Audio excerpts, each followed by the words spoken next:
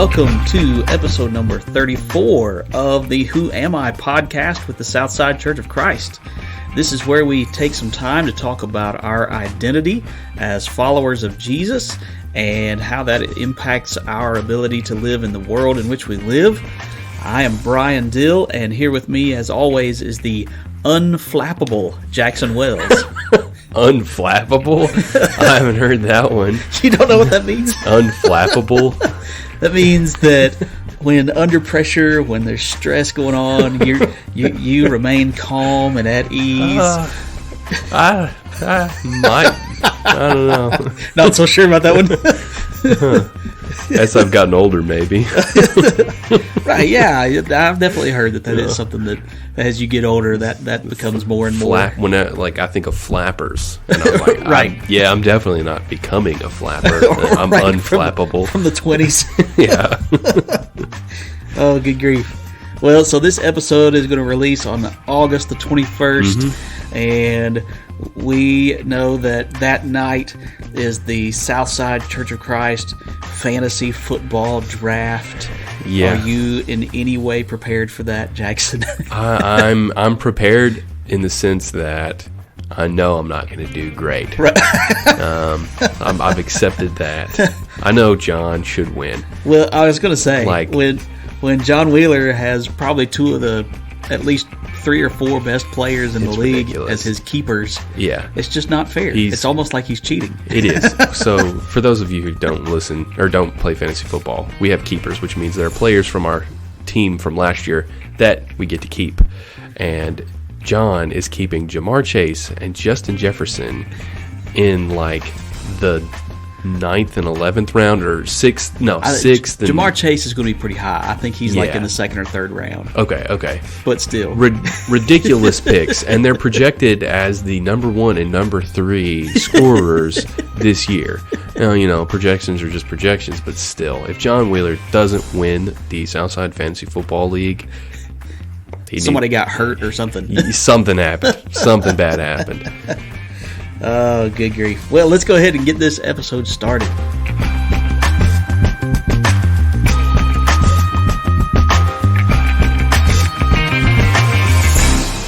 All right, so as we continue with this week's episode, Jackson, we're talking a little bit about blame, and I'm curious, did you ever, as a kid or at any point, get blamed for something that you didn't actually do, or maybe something that wasn't really your fault? I have one, but I just thought of another one that's fantasy football related. Oh no! I got blamed for having a really bad first round pick, and it wasn't Le'Veon Bell. I think it was Antonio. I picked Antonio Brown in the first round a couple years ago, and he sat out, and so I was getting all kinds of blame for being a really bad fantasy football coach, whatever. Yeah. But the story that came to mind whenever I was looking at the notes was I was in, and I may have shared this story before on the podcast. I was in the lunchroom and minding my own business, and the lunch monitor just points at me and says, "Go to the back." And, oh no. I don't remember this. And I'm like, what did I do? Like I'm like in the 2nd or 3rd grade, maybe. I'm so confused as to like what is actually happening. No explanation. I have to go to the back of the cafeteria and sit by myself. What in the world? I have no idea why. I'm assuming she saw somebody do something and she thought it was me. Good grief. Yeah. Not fun. Yeah, that's sort of similar to my scenario that I thought of. I got 2 paddlings in kindergarten. Oh, no, we didn't have those. Right. Well, of course, right. But so I got 2 paddlings. One I absolutely 100% deserved because I just dumped the play money out on top of somebody's head right at the end of the time we were supposed to be cleaning up. Oh, yeah. And so it was just like, what are you doing? But the second one was we were in line walking back to the classroom from, I don't know, somewhere else around the school, and the kid in front of me kept telling me kept yelling at me, "Stop playing with my jacket," or "Stop pulling on my jacket," or something like that. And I was like, "Dude, I'm not doing anything. What are you talking about?" Teacher believed him instead of me, and so I got a paddling. That's the worst. And I don't know. I can't remember. I feel like my parents were not super happy about it, but they probably also were like, "Yeah, we don't really know if we can trust Brian or not, since he already got one paddling this year." Yeah. Man, my kindergarten experience was I got my clip pulled like one time, maybe twice. One time I know I didn't deserve it because we were sitting on the carpet and we weren't supposed to talk when we were on the carpet. But somebody asked me a question and I was trying to help them out. Oh, no. But we weren't supposed to be talking, and so I had to pull my clip. Might as well have been paddled. It destroyed me.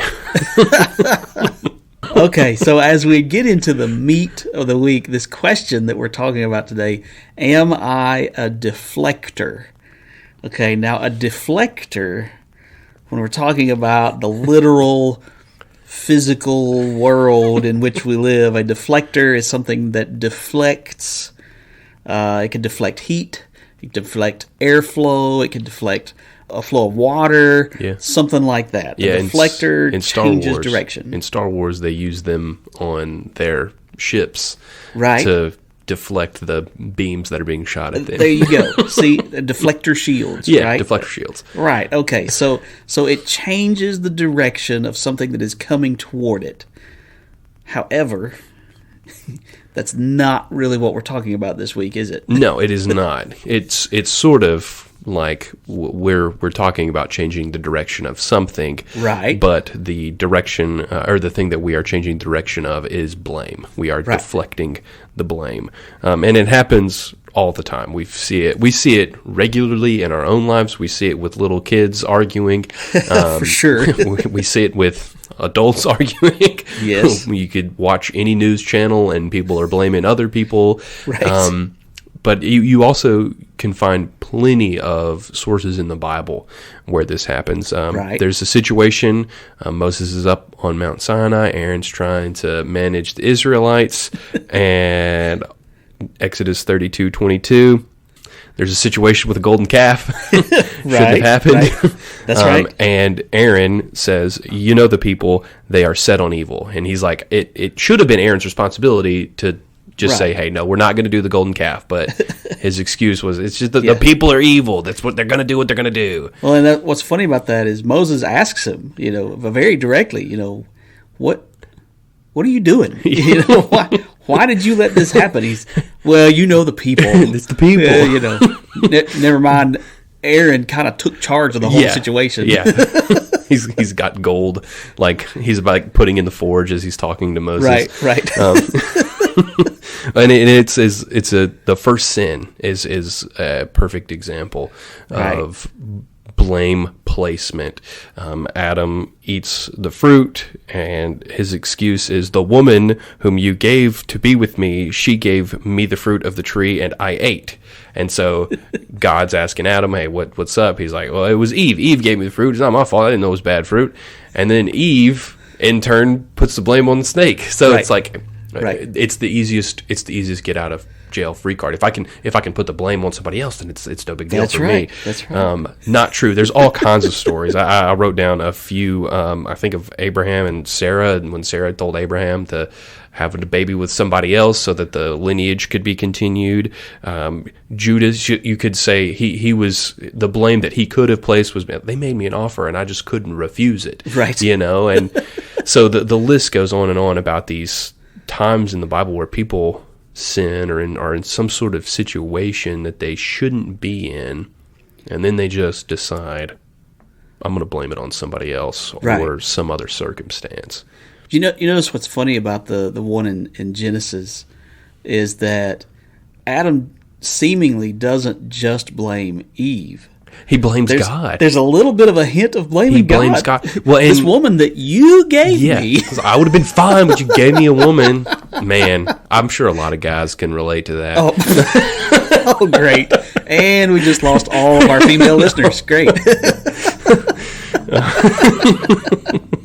Oh, man. But you're right. There's just so many examples that we can go through, from biblical examples to examples in our own lives to people that we know, just throughout human history. This is something that constantly is happening, and I think a lot of folks their minds go to things that are in our current culture where parents are being blamed when adult children make bad choices. Mm-hmm. Well, the children, blame the parents. Or things like that. I do this all the time. I blame COVID for a lot of things. And I'm like, I feel like that's a legit thing that I can blame stuff about. I see behavioral things, and I'm like, it's because of COVID. There's a legit reason. I think. But it's me blaming something. Right. Well, and so in that scenario, COVID was the instigator, mm-hmm. probably in the we could say in the same way that the serpent was the instigator mm-hmm. with Adam and Eve, or the people, trying to figure out something with Aaron, they were instigators, the tempters, the whatever word you want to use. The problem is, even though this is something we are very familiar with, we should never be surprised that people do this, that they play the blame game. The problem is that God has always set the standard in such a way that we have a choice. Mm-hmm. There, you may be tempted. You may have someone who comes along and mistreats you or does something to pull you in a particular direction, but you always have a choice. And we were talking about this passage earlier today in Deuteronomy chapter 30. God, through Moses, kind of sets the stage for as they're about to go into the promised land. Now remember that this is Israel on the precipice of what God has promised them.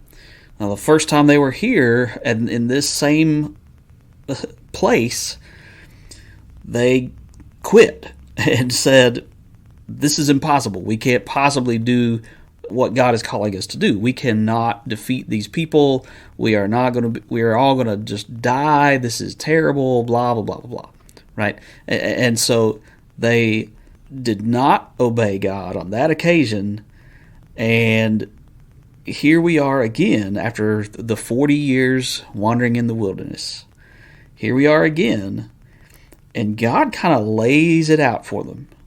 And he says, essentially, you have a choice moving forward. And you need to know that you can't blame somebody else for your choices. Mm-hmm. All right, so Deuteronomy chapter 30, for those of you listening, we're going to be reading just a few verses here, starting with verse 15, if you want to follow along. And here's what God says through Moses. "See, I have set before you today life and good, death and evil. If you obey the commandments of the Lord your God that I command you today, by loving the Lord your God, by walking in his ways, and by keeping his commandments and his statutes and his rules, then you shall live and multiply, and the Lord your God will bless you in the land that you are entering to take possession of it. But if your heart turns away, and you will not hear, but are drawn away to worship other gods and serve them, I declare to you today that you shall surely perish. You shall not live long in the land that you are going over the Jordan to enter and possess." So even in this explanation by God, he says, you have a choice. But notice that when he says in verse 17, even if you're drawn away to worship other gods and serve them, that sounds like the kind of thing that we might think that you could blame somebody mm-hmm. else for. Mm-hmm. Hey, they talked me into it. Mm-hmm. They convinced me this was the right thing to do. They. Mm-hmm. You still have a choice. Yeah. And God says, you can't get out of it just by saying, they drew me away. We always, always, always have a choice. So what do we do about this, Jackson? How do we avoid shifting the blame? How do we keep from being a deflector? Not one. Point zero. I've got three things, but what you said just then is probably the most important thing that we can do to not be a blame shifter, a deflector, is to just know that it's our choice. It's our choice. Right. And so the first thing that I wrote down is understand that you have the power to say no or yes.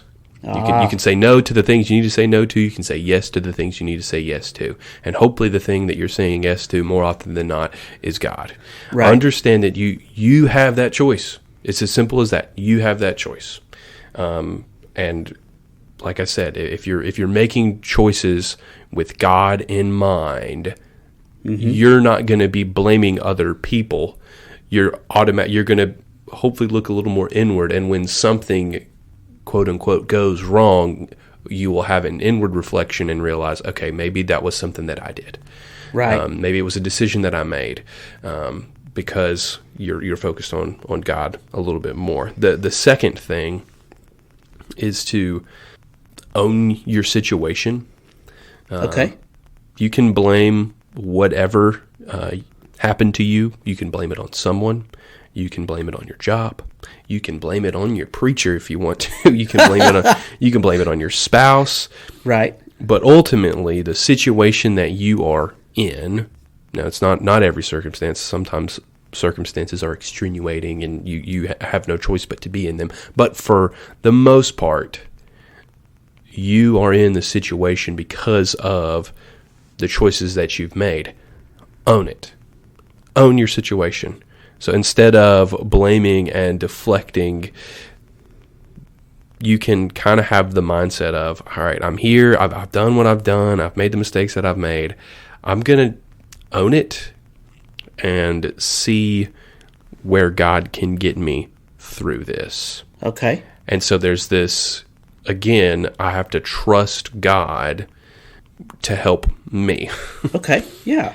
And then the third thing is, whenever we are deflecting, who are we trying to fool? We're trying to make ourselves look good in front of everybody else. There's only one opinion in the entire universe that matters, and it's God's. And He knows if it was you that actually did the thing that caused the sin. He knows. Right. And so you're not fooling Him. So why bother trying to fool anybody else? Right. No more than Adam and Eve could fool him. Right.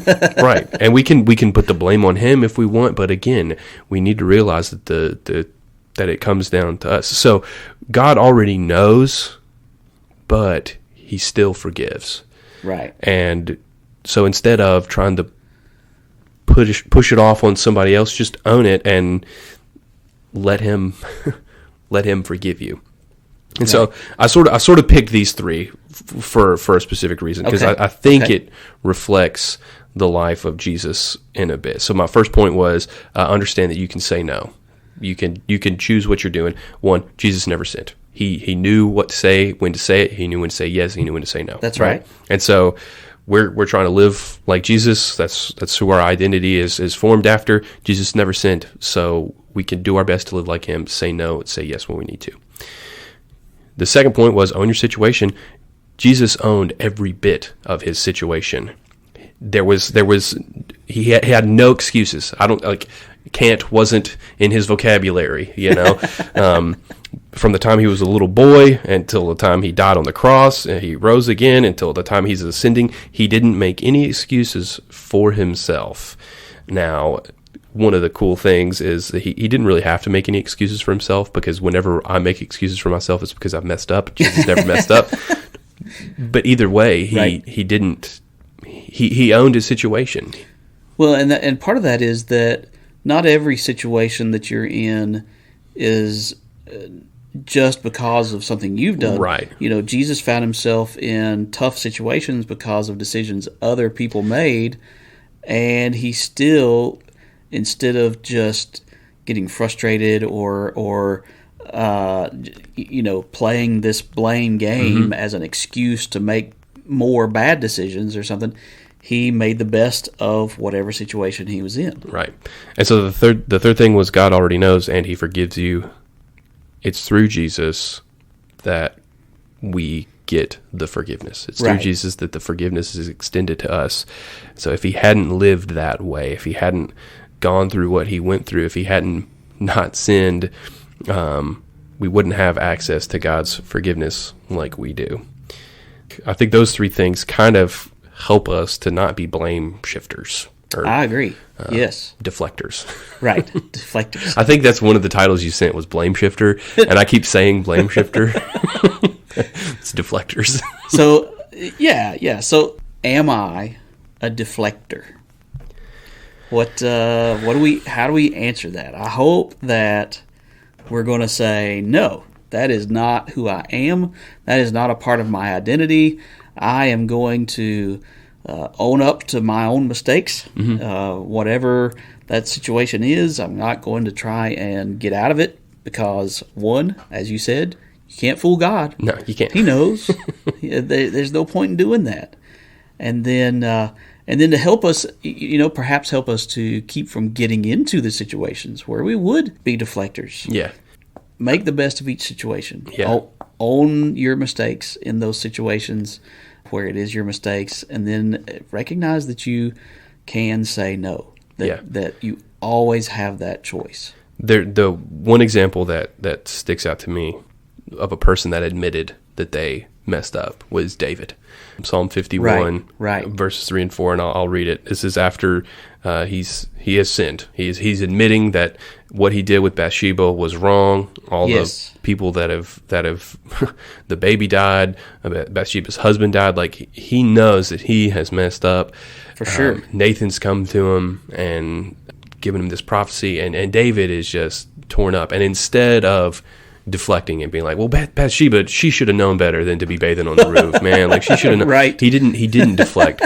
He just says, for I know my transgressions and my sin is ever before me.